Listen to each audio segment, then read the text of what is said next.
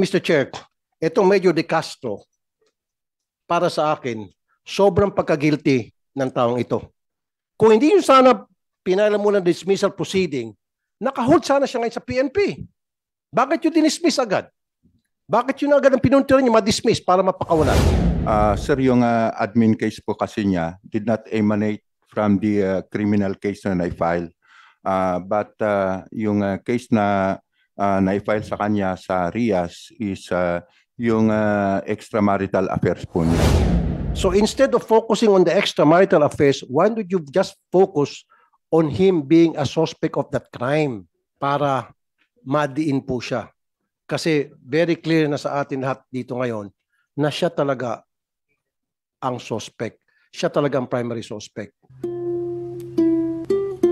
Nung makakuha ng DNA doon sa sakyan na na-recover sa victim, nung sasakyan na supposedly yun yung sinakyan ng victim, may blood na sa DNA test, yun talaga ang blood ng victim doon sa loob ng sakyan. And then the PNP were trying to convince Major De Castro magpa-DNA test kasi meron tatlong hair strands ata doon, several hair strands. And tinurn down niya. Now, ni-request ko sa PNP noon, ewan ko sino ba na-interview ko doon sa CIDG noon. CIDG was doing a good job, Mr. Chair. And the CIDG requested doon sa kamag-anak. Kasi siyempre, di mo pwedeng pilitin yung police, yung suspect. Yung kamag-anak, tumanggi rin. Kasi yung kamag-anak, pwedeng idudugtong yun eh. DNA test, ayaw din. Now, dito yung pumapasok yung investigative technique, Mr. Chair, na kulang sa ating kapulisan. Kuminsan kasi common sense. Nandoon na yung police nasa custody ninyo. Tama? Sino ba may custody sa PNP, sa kay Major noon? Sino po may custody sa PNP no at that time? Kanino po di ba nasa custody yung niyo si Major nakakulong o sa headquarters? Kayo po? Within the campo po, Your Honor. Kaya nga. Opo. So sino nga po mismo may custody doon kay Major while Yung he was inside the chief camp? po ng RHSU namin, Ano Your po? Honor. Chief ng regional holding unit natin. Okay. Now, when you were asking Major De Castro to provide a DNA of his hair or hair strand, and he said no. Tama? And you stop right there. Tama nga naman, karapatan niyang tumanggi. Ba't di niyo po ginamit yung common sense ninyo? Nandoon naman siya nakahiga, kung saan siya nakahiga. Sana naman isa sa inyo, nilinis yung kama o yung unan, kumuha ng hair strand doon, kinuha yung kanyang suklay, o pagtatapos niyang maligo, tiningnan yung banyo, kumuha ng buhok niya. Sigurado ako, siyempre, may nalalagas na buhok yan pag naliligo siya. O sigurado ako, pag natutulog siya, may, dyan sa unan niya, may mga buhok dyan. Doon lang kayo sana kumulekta. Ba't niyo po ginawa? Kasi palagi niyo sinasabi sa akin, ayaw po, hindi natin pwedeng pilitin. Tama nga naman, karapatan niya po yan na tumanggi. Tama nga naman, I agree with you. Pero gumawa kayo ng diskarte. Matagal niyo nang sinasabi sa publiko na we were able to secure evidences, pieces of evidence like hair follicles, hair strands sa kotse, and you're trying to match that hair strands, sabi nyo. And then sabi nyo sa akin, nung interview kayo sa radyo, ni-request nyo kay Major na mag-provide ng sample. Ayaw ni Major. So, nag-antay kayo ng ilang araw, baka magbagong isip. Am I right? While waiting for those 3, 4, 5 days, sana dumiskarte kayo. Yan ang sinasabi ko. Saan siya natutulog, siya sa nakahiga. Pagising sa umaga, pasimple, yung unan, kunan niyo ng buhok. Yung suklay niya, ano bang suklay ginagamit niya? Simple niyo, kunan niyo ng buhok doon. Sa banyo, pagkatapos niyang ligo, kukunan niyo ng buhok. Yun niyo po ginawa. Sir. If I may, Your Honor. In fact, naisip na po namin yan nung andun siya sa office ko, meron siyang baso na pinag-inuman. And yun sana yung gagamitin namin. However, when I consulted my legal officer, that evidence might not be admissible in court will not be admissible in court because I know that, Major General. I wala know pong that. consent, I know that Your for a Honor. fact, of course.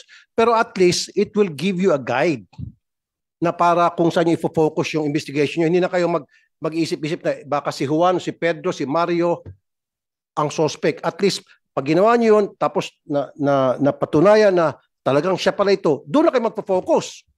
Si Juan na talaga, wag na kayo maghanap ng ibang suspect kasi ito na si Juan based dito sa nakalap natin na ebidensya sa DNA.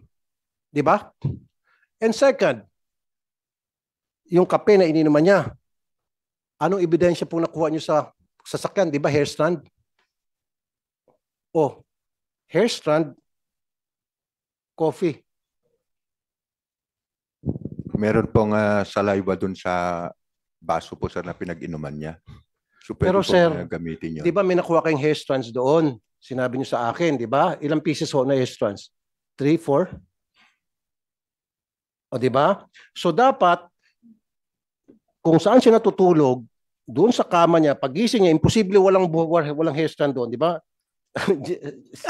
Anyway, gusto ni Senator Tulfo hair strand to hair strand.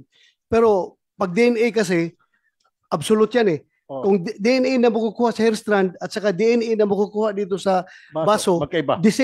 pareho lang yan. Kasi isa lang ang DNA ng tao eh. Kung anong DNA na makuha doon sa buhok at DNA na makuha dito sa iniinuman niya, mag-match yan. Pareho lang yan. Walang problema yan. Yeah, I understand. Pero yun, ang question nila, ang issue dyan is yung admissibility in court. Dahil yun nga, yung poisonous tree ang lalabas dyan, di ba? Yung poisonous tree doctrine na anything evidence na makukuha mo without the consent of the tao is magiging poisonous yan. Yung fruit of the poisonous tree. Yeah, fruit of the poisonous tree. Oh. Pero yan nga, I agree with you, Mr. Chair, na hindi natin pwedeng gamitin yung sa korte. I know that. Pero at least, mafo-focus nyo yung inyong investigation. Pero pag napatunayan base sa inyong pag-secure na walang court order halimbawa, at napatunayan yung ebidensya na ito nga pala talaga ang suspect natin, pero then doon na kayo magpo-focus. Huwag na kayo mag-focus sa iba pa. Tama yun. Pero Your Honor, Senator Tulfo, yung mga pulis nito, sigurado ako, without yung DNA, alam na nila yung focus nila kung saan sila nakapokus eh. Nakapokus na talaga sila doon sa mga primary suspects. Kahit na wala pang DNA results, alam na nila yung mga kuan nito, mga investigador ito na Chairman. But yeah, go ahead, Senator Chairman, Senator with indulgence Tolentino. of, Senator Tulfo and the Honorable Chair, just a point of order. Why don't we allow Colonel Malinaw to complete the narrative? Yung last 2 minutes na fast forward mo. Nasaan ngayon si Catherine Camilon? Nasaan si Major De Castro? Pangatlo, ano ng status ng kaso? Tapusin mo lang yan para for purposes of the records of this committee. Yung tatlo lang yan. Yes, sir. Mabilisan na yan. Huwag mo nang step by step lahat Yes, sir. yung kanina. I'll just go And directly then to please provide the committee a copy of your presentation to complete the loop. Yes, sir. Will Thank you. comply, sir. Please proceed. We'll go directly to the date of the filing of the case, sir. Nasaan na si Catherine ngayon? Huwag mo nang yung timeline. Huwag na yan. Yes, sir. The November 3 testimony of the two witnesses, sir, that was the last time the body of Catherine was seen being transferred from a Nissan Juke into a red CRV. So hindi na siya nakikita pa hanggang Yes, ngayon? sir. That was from the testimony of the two Okay. witnesses. Nasaan na si Major De Castro? Major De Castro, sir, was dismissed last January 13, if I'm not Dismissed from the mistaken. service. Yes, sir. So He's at large now, sir. civilian na siya at large. Yes, Anong sir. status na ng kaso? The case, sir, is presently with the Regional State Prosecutor for A, based in San Pablo, after we filed a motion for inhibition for the Batangas Provincial Prosecutor's Office to inhibit from handling the case, sir. It was approved, sir, by the Batangas Prosecutor's Office and transferred to the regional level of the DOJ RSP, sir. Sandali, Senator Tol, bakit kayo nag-request na mag-inhibit yung prosecutor?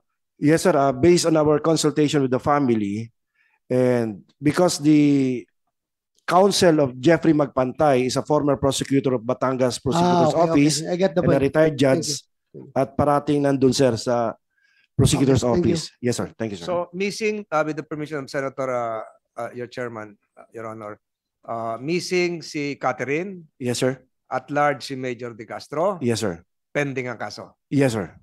Okay, Mr. Chair, with the indulgence of Senator, Yes, go ahead, Tolentino. Senator Tulfo. I'm very familiar of this case, Mr. Chair, kasi lumapit sa akin yung relatives. After the incident, numising pa lang, tinutukan ko to. Now, i-continue ko po yung line of questioning ko. Nasa inyo yung custody nitong si Major as a primary suspect. Tama? Ang ginawa nyo, prinosis nyo yung kanyang dismissal proceedings. At nung ma-dismiss siya, natural, pakakawalan nyo siya. Ngayon, nagtatago na. Ang pinagtataka ko, mas inuna nyo na ma-dismiss siya kaysa naman magkalap pa kayo ng mga additional evidence while he was in custody of the PNP. Minadali nyo yung dismissal proceedings, samantalang ang dami ko na pong kaso, Mr. Chair, na pinailan ng dismissal yung isang pulis na gumawa ng kalokohan, inabot ng taon. Taon. Na-promote pa. Hindi ma-dismiss. Pero itong taga-drug enforcement unit na-dismiss in a matter of months. Ang bilis. Siyempre, nung ma-dismiss na, kaya nga, nung tanong kanina si Senator Tolentino, at large. Kung hindi yun sana pinailan muna ng dismissal proceeding, nakahold sana siya ngayon sa PNP. Habang continuous yung inyong investigation at pagkalap ng ebidensya against him. Bakit yung dinismiss agad? Bakit yun agad ang pinuntiran niyo ma-dismiss para mapakawalan? Your Honor, if I may. Yeah, go ahead. First of all, meron po tayong proseso, yung motu proprio investigation being conducted by RIAS, and meron pong timeline na sinusundan. So, nasunod namin yung timeline. Actually, sir, nadili pa nga ng konti yung pagka-dismiss niya. So, pasok po kami sa timeline. Hindi namin ito binilisan or nothing else. Wala naman po kaming balak na hindi sana i-dismiss, whatever. But we just follow the procedure. Kagaya ng sabi ko kanina, nadili pa pero nga po sir, yung di ba hindi pa siya pagka-dismiss guilty? namin sa kanya. Suspect pa lamang siya, di po ba? As such, meron pa siya mga karapatan, di ba? So, why dismiss a person na you don't have enough proof na siya nga talaga yung kriminal, na siya talaga ay isang suspect. In fact, person of interest pa lamang siya. He's not even a suspect. Your Honor, if I may again. Sir, yung admin case po kasi niya did not emanate from the criminal case na na-file. But yung case na na-file sa kanya sa RIAS is yung extramarital affairs po niya. Your Honor. Inamin niya po ba na siya ay karelasyon niya itong beauty queen? Sir, nung kausap ko po siya, nag-usap po kami, tinanong ko po siya with regard to the criminal case. Nag-deny po siya. Pero kung nung tinanong ko po yung extramarital affair niya, hindi siya, sir, sumagot. So, immediately, sir, I ordered the RIAS 4A to conduct an investigation regarding dun sa extramarital affairs niya. So, true to it, sir, may mga ebidensyang nakuha yung RIAS natin. So, yun yung dahilan kung bakit natin siya dinismiss. I understand that, Mr. Chair. Pero kung ako po ang tatanungin sana, General, gagamit po ako ng tinatawag na diskarte. Mamaya ko na muna o isasantabi ko muna yung sinasabing extramarital affairs para sibakin siya.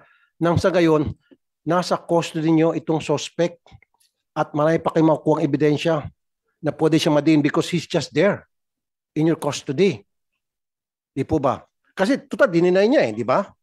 So instead of focusing on the extramarital affairs, why don't you just focus on him being a suspect of that crime? Yun po yung pinupunto ko rito. Now, kung siya po ay kung pinokus niyo po yung inyong investigation, him being a suspect, not him being immoral, then mas malaki po sana ang pakinabang ng ating PNP. Ngayon, napabilis po yung extramarital affairs at siya po na-dismiss. At large siya ngayon. If you need something from him, he can no longer be contacted. Who knows, baka tumakbo na siya ng kung saan lugar, lumabas ng bansa. Yun po yung point ko. Di ba? Yung extramarital affairs, later na lang yun. Pwede naman yun eh. It's just there. But this guy, he's already there. Hawak na natin, sir eh. Di ba? Wala siyang kawala. Kaso ang ginawa nyo, pinailan nyo ng dismissal, illicit extramarital affairs, kailangan siya pakawalan, di ba? Kasi wala na sa PNP. And then off he goes. Tama po yan. Anyway, General Lucas, siguro, ako, sariling kong tsuri ito, si Major De Castro, whether or not dinismiss nyo siya administratively, kahit na hindi nyo siya dinismiss, kung ganun siya ka-guilty, mag-at-large talaga yun, sisibat talaga yun. Sisibat talaga yun. Kasi sabihin mo, kahit na hindi nyo dinismiss yun, wala naman tayong power sa PNP na ikulong siya dahil bawal yan.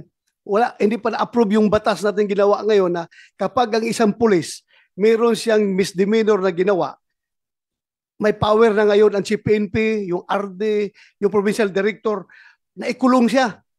Ngayon, yung batas ngayon na ginagawa natin. Pero sa ngayon, kahit na sabihin mong ano siya, under ang tawag niya, ang term natin dyan, restrictive custody, hindi pa rin siya nakakulong, sa loob lang siya ng barracks, sa loob ng perimeter camp, naglalakad-lakad.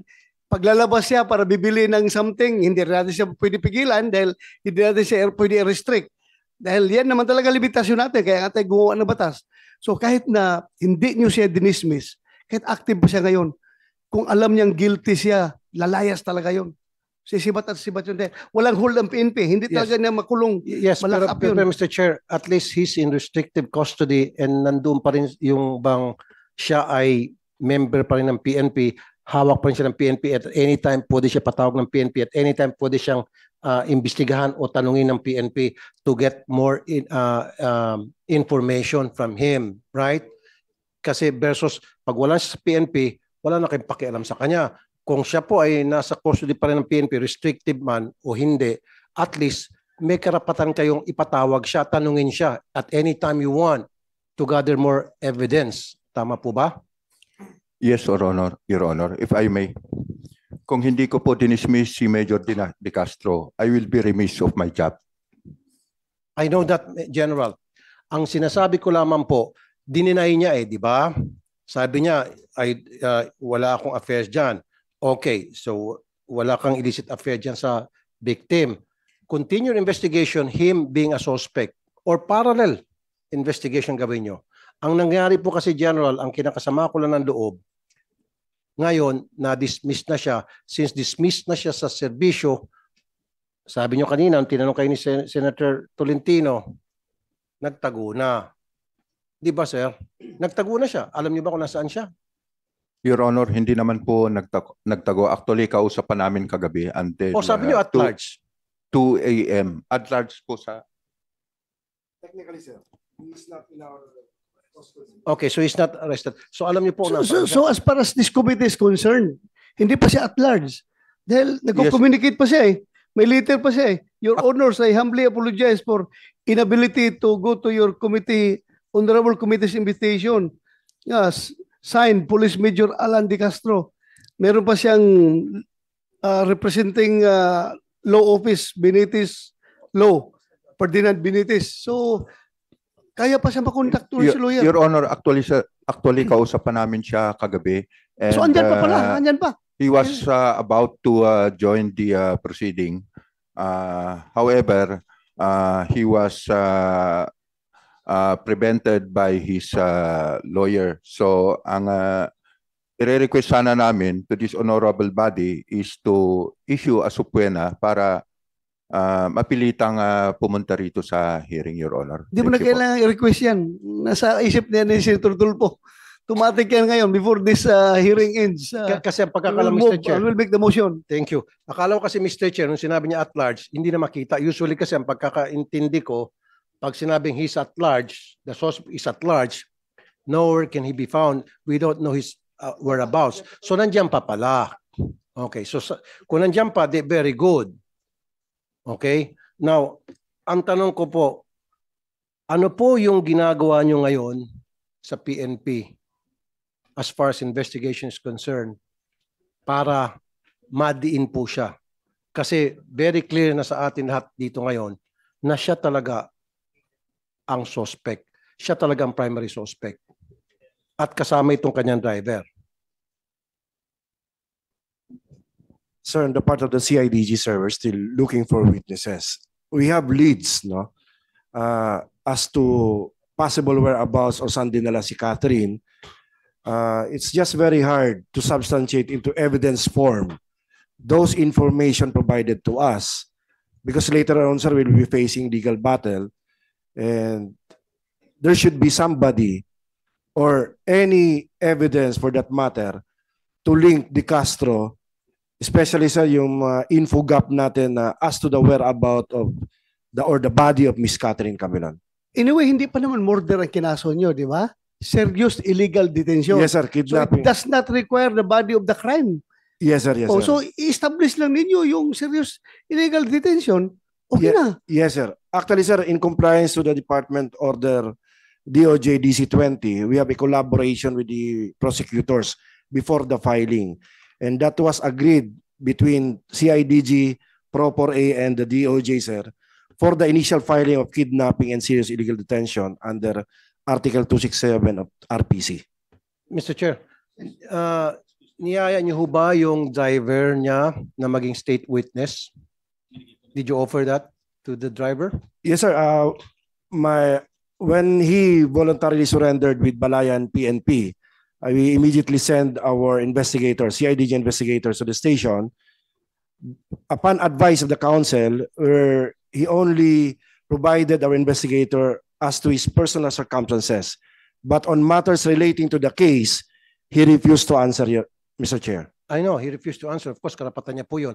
Ang tanong ko po, in-offer niyo ba sa kanya na, o sige, pag naging state witness ka, wala na kami sasampang kaso sa iyo, o mas magaan yung kaso mo, hindi ka magsaserve ng long term, bumaliktad ka na lang, sabi mo sa amin totoo, protektahan ka namin.